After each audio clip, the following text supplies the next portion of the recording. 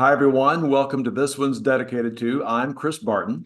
And I'm Jennifer Ziegler, and we are here today with our guest, Charles Waters, co-author, along with Irene Latham, of the book, Can I Touch Your Hair? Poems of Race, Mistakes, and Friendship. Welcome, Charles. Thank you both for having me.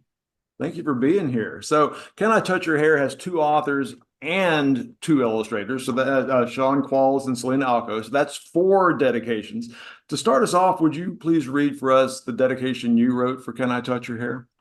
It'd be my pleasure. For my parents, for Poetry Alive, for Bob, Rodney, Jennifer, Alan, Kennedy, John, Camille, Alan, Anita, and Carl, CW.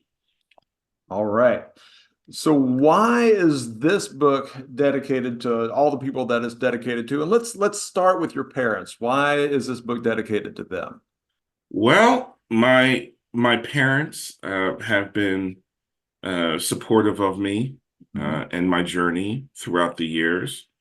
Like any parent-child relationship, you go through your ups and downs and your peaks and your valleys. But when it comes down to it, if you're honest with yourself, at least in my case, if I'm honest with myself, I don't know where I'd be without my parents, irrespective of them bringing me into this world.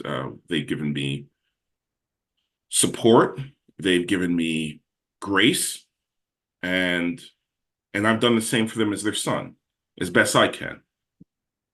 And when it comes down to it, everybody's doing the best they can with what they know. And when you come from that place, George Waters Jr. and Paula Waters have to be in the dedication. So it was something that that was the first thing that came to mind when I found out I got a book deal for Can I Touch Your Hair? It's my first book. I'm actually pretty obsessed with dedications, Jennifer and Chris. I had this dedication ready maybe 6 years before it happened, because I had a list in my little notebook of future dedications once I got published. And this was on the top one. So I almost have them in running order. They're books that haven't been accepted yet. I mean, I even created, I have like 4 dedications locked and loaded, ready to go. So dedications, for some reason, Irene says, to quote her, it's adorable. I roll my eyes and go, oh my goodness gracious. But I have, I for some agree. reason, dedications are important, and they mean a lot more to the people than you may think. As you both know, Yeah. When you find, I've had people before a book comes out and I let them know that they're in a dedication, just start openly crying immediately. I've had some just go, hey, that's awesome. And then I find out they're bragging to everybody. Yeah, get dedication right there, me right there. Just so you know, this is this I'm in it. Just Yeah. saying. So that they play it cool with you, but not with anyone else. That's right. So I've had it both ways. That's usually how it goes. They're either really emotional or they're very. It means a lot to them, but they may not verbalize it to you. But I know how much it means to them because it's not outward emotion is not who they are, which Right. obviously I accept.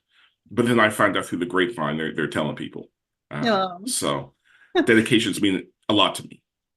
I dedicated to Poetry Alive because it was a theatrical theater troupe out of Asheville, North Carolina. I'm a professional actor, and they hired me to do a tour with them. You have to perform poetry as theater. Think of Saturday Night Live sketches, except serious ones as well. Yeah. Also throw in audience participation, either call and response or getting a volunteer on stage. So I had to learn in 3 years, myself and my tour partner had to learn something like 200 poems in 3 years that you had to perform. Everything from The Raven by Edgar Allan Poe to Charge of the Light Brigade by Alfred Lord Tennyson to Honey, I Love by Eloise Greenfield, all things in between. And if they didn't hire me for that job, we wouldn't be talking. I wouldn't become an author. It just would not have happened. And I definitely wouldn't have gotten into poetry for young people. Mhm. So I honored the macro, which is Poetry Alive, and then each person in the dedication afterwards were people that I worked with at Poetry Alive. Right. So I did the macro and I did the micro. Yeah. Well, Yeah. we also noticed that there's I don't want to say a cameo, but there's an appearance by Nikki Grimes in the book. And so Yes. that's not a dedication, but that's another person that you were able to sort of give a shout out to in a way, in a Yes. special way.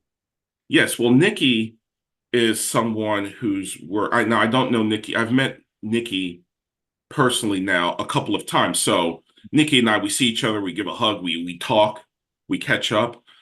And the reason why I picked Nikki Grimes is because author presentations are important and illustrator presentations are important. And I dare say I may have gotten more interested in reading had an author or illustrator had come to my school. That never happened. Right. So that's something that Irene is super passionate about. And so am I. So when it came to this poem author visit, we were thinking of a poet we could use to have a school visit at this fictional school that the Irene and Charles characters go to. And we both went back and forth. And I believe it was when I said Nikki Grimes. She was like, yeah, yeah, of course. Everybody should be so lucky to have Nikki Grimes come to their school to talk reading and writing. So, yes, that's a dedication in and of itself. I never thought of it that way. That's correct.